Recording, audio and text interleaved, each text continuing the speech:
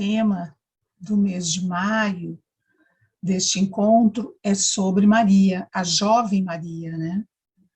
Então, falar de Maria é falar de um ser de luz, de uma potência muito grande, alguém com uma evolução de tal ordem a ponto de poder receber neste planeta, nessa dimensão física, Jesus.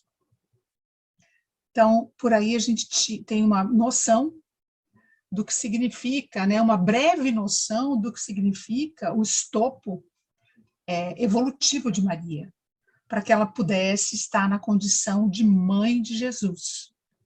Então, para recepcionar Jesus, naquela época, né,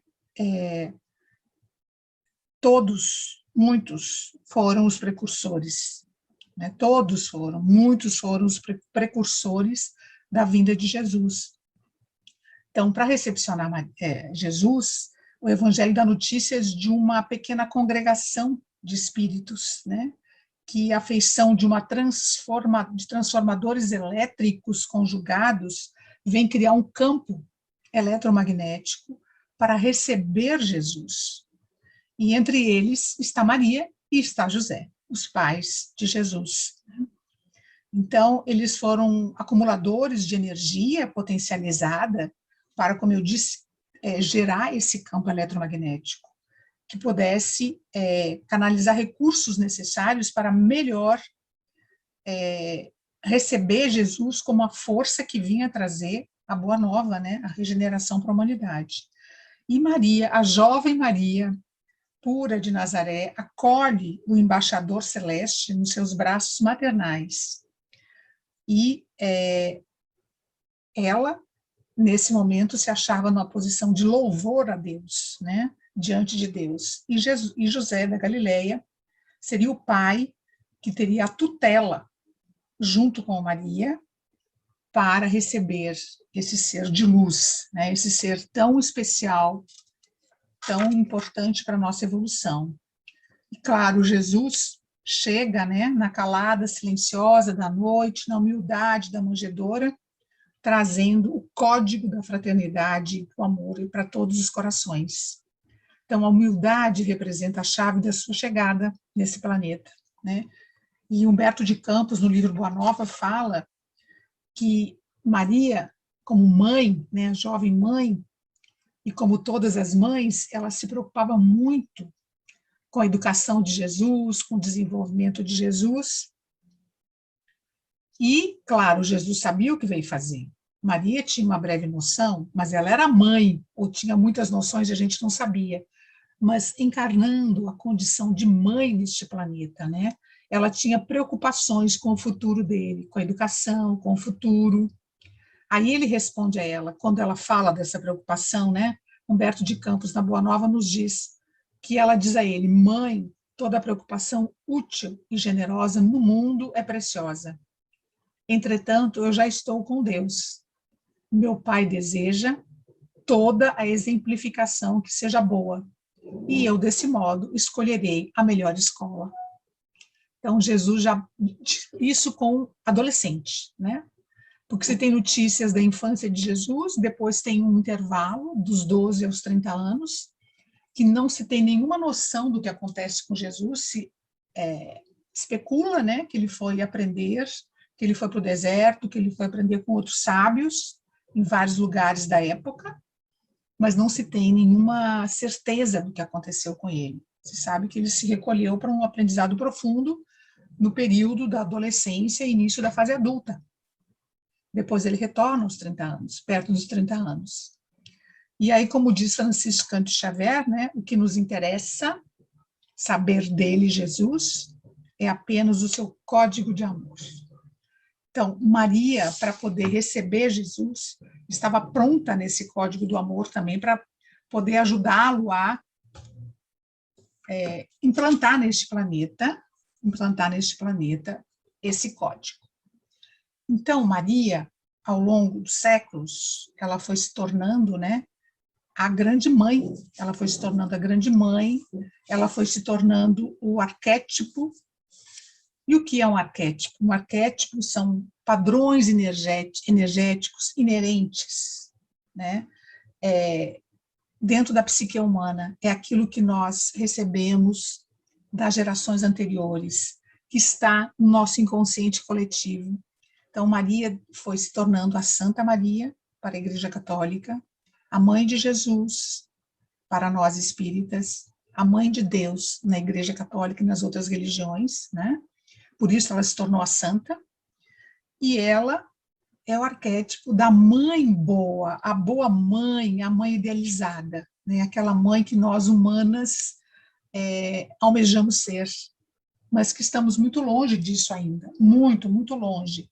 Então fica no nosso inconsciente essa imagem poderosa que Maria representa, como uma referência, né? Como algo a nos nortear, como um norte. E no dito popular, tem dois ditos populares muito comuns, né? Um diz assim: Maria segue na frente. Ou seja, quando as pessoas oram pedindo algum tipo de ajuda, costumam dizer: Maria, segue na frente e abre os caminhos. Ou peça à mãe que o filho atende. Então, isso também no dito popular acontece muito.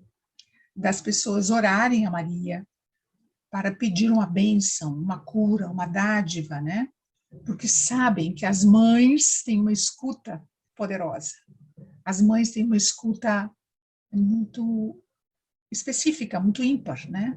Então, como eu disse, ela ficou, ao longo dos séculos, né? Há mais de 2000 anos, ela se transformou nessa imagem da boa mãe. Ela foi, na época, uma boa mãe, um espírito de luz que encarnou antes para receber Jesus, né? Para uma tarefa, uma missão muito específica. E, como eu disse, ela fez parte dos precursores da Boa Nova, daqueles que chegaram nessa tentativa de receber Jesus, né, e que assim o fizeram, para trabalhar o campo eletromagnético, né, o campo energético eletromagnético, que propiciasse a descida de Jesus ao planeta Terra, né? Então, foi isso que aconteceu. Então, ela realmente foi tudo isso. Só que, ao longo dos anos, ela foi se transformando nesse ser que representa, né, a mãe boa, a capacidade da mãe boa. Tanto é que na Igreja Católica, ela é considerada, né, a mãe de Deus, a mãe de Jesus, e a Santa Mãe, né? E então, há mais de 2000 anos, né, mais ela é considerada a principal figura feminina da cultura ocidental. Então, na religião, na arte, tem sido uma inspiração na construção dos mais magníficos edifícios do mundo, né? As igrejas em Roma, a Santa Maria Maggiore em Roma, a Santa Maria em Aracoeli, na colina do Capitólio em Roma também, todas elas homenageiam Maria, né? Homenageiam Maria. Então, Maria foi declarada Mãe de Deus em 431, no Terceiro Concílio de Éfeso. E em 1854, o Papa Pio IX a declarou Imaculada Conceição, ou seja, isenta do pecado original. E em 1950, o Papa Pio XII proclamou a Assunção de Maria. Então, tudo isso é um pouco da história de quem foi Maria, a jovem Maria, e de quem Maria foi se transformando quando o cristianismo vira catolicismo, como ela é instituída como a principal figura para a igreja, né? E para todos nós, para os protestantes também, e para os espíritas, com as suas nuances, mas ela acaba ocupando esse lugar central da figura feminina, né?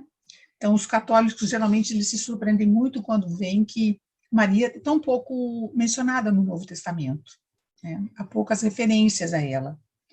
Então, as referências são relacionadas muito mais ao nascimento de Jesus ou à sua infância, e contadas por Mateus e Lucas, que não conheceram Jesus e que escreveram os evangelhos alguns anos depois da sua morte, né? E aí o único papel bíblico que dão a Jesus, a Maria, é ser a mãe humana de Jesus. Mas ela foi elevada a grande significância como Virgem Maria, né? Virgem Maria. E Maria, ela tem três grandes significados muito importantes, né? Ela é a donzela, a jovem mãe, a jovem moça que recebe Jesus. Ela é a mãe que acolhe o filho. e ela é anciã, a mãe anciã, que vai prantear na cruz o Cristo. Então, ela desempenha essas três funções, e é importante a gente ter essa noção do Espírito Maria reencarnado para a função, como eu falei, e de como isso foi se transformando ao longo dos anos, né? E ela ocupando essa posição de com três etapas da vida, que acontece com todas nós, né? A donzela imaculada, que recebeu virgem, para quem que recebeu Jesus na condição de virgem, para quem o anjo Gabriel apareceu e anunciou que ela seria a mãe de Jesus, do Messias. A Maria, que o patogênio deu à luz a Jesus, a Madonna e a criança, né, segurando o infante Jesus no colo, como tem algumas obras de arte que retratam isso, e a mãe mais velha, que representa a mãe anciã, que vai prantear o filho crucificado na cruz, o Cristo. Né? Então, como eu falei antes, muitos fiéis se dirigem a Maria por preces, né? Por misericórdia e conforto, pois sabe-se que ela é mãe e também que conheceu a dor e o sofrimento. Né? É a Maria mais velha, se dirige muito mais a Maria mais velha do que a jovem Maria, porque ela, na condição de mãe que conheceu esse sofrimento, né, e não a jovem infante, que recebeu a mãe, não a jovem que foi mãe da criança Jesus, que o povo dirige suas preces pedindo por intercessão de suas vidas, né? Rezam a ela, consciente ou inconscientemente, fazendo conexão entre o sofrimento que ela passou e sua compaixão com os sofredores. E aí, uma imagem muito linda disso é a Maria de Pietà, da Pietà de Miguel Ângelo, né? Que mostra todo esse processo aí. Então, muito importante. Então, por razões psicológicas, por razões espirituais, por razões religiosas. Então, as pessoas do povo em geral, né? O povo, as pessoas em geral, religiosos, não religiosos, se voltam para Maria em busca de compaixão mais do que seu filho, pedindo a intercessão junto a ele, né? Para que as bênçãos, as curas aconteçam, né? Então, como eu falei antes, os seres humanos, eles têm muitas expectativas em relação às mães serem melhores ouvintes, mais rápidas para perdoar, confortar, mostrar compreensão e aceitar, né? Mesmo que nós, seres humanos, tenhamos mães humanas, ou sejamos mães humanas, portanto, com muitas falhas, né? Fica nosso inconsciente, graças a Deus, essa força, esse arquétipo, chamado de arquétipo, né? Essa força muito importante da boa mãe, que nos predispõe a projetar tais atributos nas figuras maternas. Então, todos nós também, de alguma forma, olhamos para as nossas mães biológicas e conseguimos enxergar nelas algumas bênçãos, e também projetamos algumas demandas nesse sentido, que às vezes não são atendidas, porque nossas mães são humanas, né? Nossas mães têm defeitos, não tem só essas qualidades que Maria conseguiu potencializar, encarnar ao receber Jesus e segui-lo, né, na sua trajetória de implantar o Evangelho na Terra. Então, é interessante a gente saber disso, né, que nós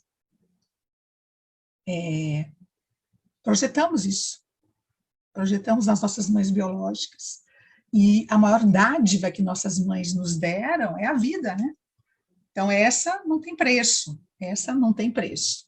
Por mais imperfeita que sejamos enquanto mães, ou por mais imperfeitas que sejamos na condição de olhar para as nossas mães biológicas, né, filhas ou mães, a imperfeição nos acompanha, porque faz parte do nosso processo. Então, é bom também um alívio saber que existe um ideal, e esse ideal de maternidade se chama Maria, né? Se chama Maria. E esse ideal de maternidade, ele é tão potente, tão forte, porque ele traz uma coisa que nós, seres humanos, almejamos muito, né? Traz dois atributos que hoje em dia são muito estudados, inclusive pela psicologia,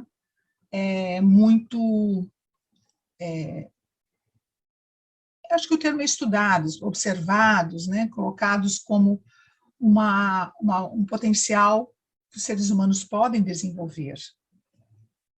Entre outros tantos atributos que Maria, mãe de Jesus, compôs, né, para nós como possibilidades, tem dois grandes atributos que estão muito modernos, né, e eles se chamam empatia e compaixão. Então, Maria, como mãe, ela apresentou ao mundo esses dois atributos, essas duas qualidades, e que, como eu falei hoje, são pesquisadas, estudadas, né? As ciências buscam isso. Então, aí, o que é empatia e o que é a compaixão e qual a diferença entre elas duas, essas duas qualidades? A empatia é a habilidade de se colocar no lugar do outro, tentando olhar com a sua perspectiva o mundo e as coisas. E imaginar como esse outro está sentindo, sem se perder e perder a sua identidade. Então, eu poder olhar o outro, estar com o outro e voltar para mim. Então, é calçar os sapatos do outro e andar com ele, né? Vestir a túnica do outro, como Jesus falou no Evangelho, e andar 1000 passos com ele. É uma força poderosa. A empatia é uma força poderosa, uma força revolucionária, porque ninguém vive só. Ninguém vive só. Somos empáticos por natureza. E como eu disse, a ciência hoje estuda muito empatia, né? Então, e como é que ela estuda? Como é que ela vem estudando isso? Ela já sabe que o nosso sistema nervoso central ele é social por natureza, que nós funcionamos por imitação, uma base neuronal da empatia. Se eu vejo desde criança, se eu aprendo, ou se não for desde criança, na fase adulta, né, eu vou também repetir isso. Que o nosso cérebro é plástico, ele tem uma plasticidade, que ele é treinável para desenvolver novas rotas neurais, novas estruturas, novas redes de conexão. Então, a empatia faz parte, inclusive, do nosso desenvolvimento neuronal. Olha que coisa mais interessante, né? Uma qualidade tão antiga, trazida ao mundo, e que hoje em dia está muito em moda. Então, mas para que eu possa ser empático com o outro, às vezes até comigo mesma, eu vou precisar me despojar, me despir das minhas crenças, do meu conjunto de crenças. Então, eu vou precisar não julgar. E eu vou precisar ter a minha cabeça vazia para sentir como o outro funciona. Isso é ser empático. E Maria, na condição de mãe maior que foi e que continua sendo para nós, dentro do nosso processo todo do inconsciente coletivo, porque ela está armazenada em todas as pessoas, não só nas mulheres, né, em todos os seres humanos. Todos nós temos essa condição de trazer essa perspectiva para o cotidiano, né? Vai exigir um trabalho de desenvolvimento. Existem dois tipos de empatia, a afetiva e a cognitiva. Então, imaginem se cada ser humano desenvolvesse essa qualidade, como nossa evolução já não estaria muito mais adiantada. A empatia é isso. Agora, vejam o que é a compaixão. A compaixão é uma empatia afável com o sofrimento de outrem, justamente com o desejo de aliviar tal sofrimento. Olha que tal? É o desejo de diminuir o sofrimento do outro. E ela cria vínculos. Então, a empatia é olhar com os olhos do outro. E a compaixão é desejar ajudar os outros. Então, as mães têm isso. Elas são empáticas com seus filhos, elas têm compaixão com as dificuldades, com o desenvolvimento lento, Então, eu diria que essas duas qualidades, elas estão embutidas nesse arquétipo da boa mãe, da grande mãe. Mas, como eu falei, qualquer ser humano possui essa perspectiva. Qualquer ser humano pode desenvolver essas qualidades. Nesse momento, eu estou situando como qualidades, potencialidades da grande mãe, e como Maria trouxe isso ao planeta. Então, ligadas à função materna, ao papel materno. Pessoas que cuidam de outras, pessoas que escutam outras pessoas. Escutam as suas fraquezas, as suas vulnerabilidades, suas dores, sofrimentos, suas lutas, seus segredos, suas culpas. Então, quando a gente faz isso, quando há essa escuta, é uma escuta empática que leva à compaixão. Então, o desenvolvimento da compaixão é tarefa psicológica e espiritual ao mesmo tempo. Porque a compaixão genuína, ela vai gerar um espontâneo senso de responsabilidade. Não é que eu tenho que fazer nada para o outro, em vez dele fazer a sua parte. Na compaixão, eu abro o meu coração, eu abro o meu centro cardíaco, né? Além de eu estar numa escuta empática, além de eu ter me despojado, me desnudado das minhas crenças, eu me coloco nessa condição genuína de ajudar o outro a encontrar uma solução para o seu conflito, para o seu sofrimento, na tentativa de aliviar o sofrimento. Não é que eu não tenho que fazer pelo outro, porque aí não seria do processo do outro. Mas eu posso estar alinhado com este outro, eu posso estar com o meu coração em total abertura, porque a bondade, a gentileza, a empatia, a solidariedade e uma resposta pronta à necessidade de alguém compõem os atributos dessa grande qualidade chamada compaixão. Compõe essa grande qualidade, né?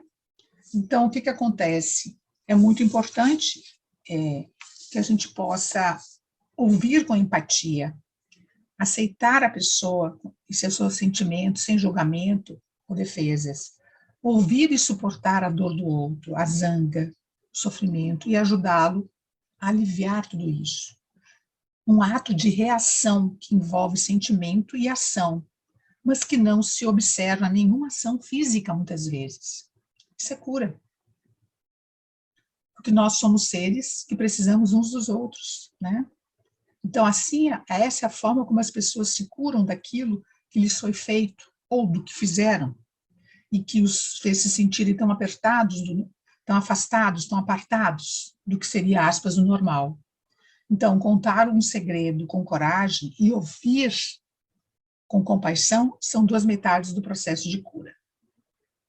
Por isso é tão importante. Isso acontece nos grupos de recuperação, nos processos terapêuticos, nas rodas de escuta, né? Porque ouvir, tanto quanto contar, envolve um risco. E a gente sabe, né, que esse é um ato muito, muito importante, muito revolucionário.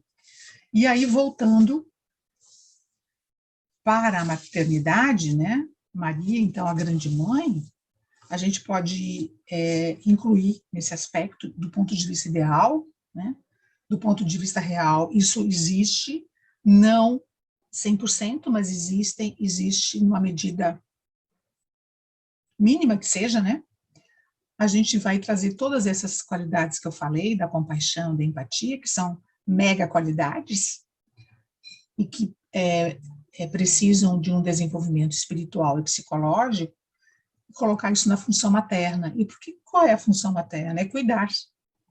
Cuidar do desenvolvimento do espírito reencarnante. E isso é algo vultuoso, isso é algo enorme. Então, quando os pais recebem uma criança, eles recebem um espírito que traz uma história, que está conectada com a história deles, e recebem para ajudar, através da empatia, da compaixão, entre outras características, a que esse espírito possa desenvolver-se, né? Então, eles chegam aqui, cada um de nós chega aqui, com essas histórias impressas no seu psiquismo, no seu perispírito, né, também. O perispírito é amplo, né, então o psiquismo está no perispírito. E com essas impressões e consequências, para que isso possa ser modificado, possa ser transformado. Por isso a infância neste planeta tem um tempo longo, muito longo, né? Para que novas verdades, novos vínculos, novos terrenos possam ser sedimentados, né? Possam ser sedimentados. E o que são novas verdades, novos vínculos, novo terreno? É um tempo de possibilidades.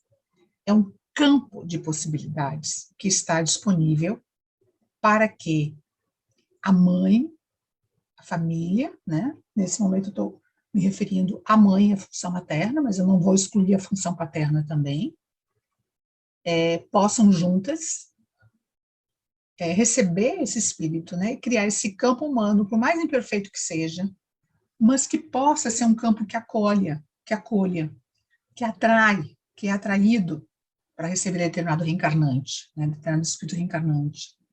E um campo que vai ficar responsável pelo que se fará com esse ser.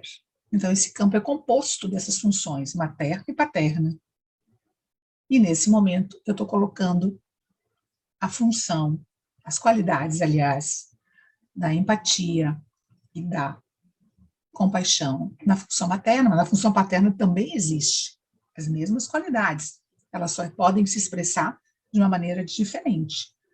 Então, é um campo que deveria, aspas, prevenir, né, o sofrimento para a criança, ou seja, proteger a infância. Isso está muito longe da nossa realidade, mas existe enquanto possibilidade e potencial. E a gente sabe de histórias fantásticas de mães, né, e pais também, que rompem barreiras, né, se superam para poder manter este campo como um campo que vai ajudar no processo, né, cria um ambiente para que esse novo ser reencarnante se estruture diante dos novos desafios. A gente sabe de tudo isso, né?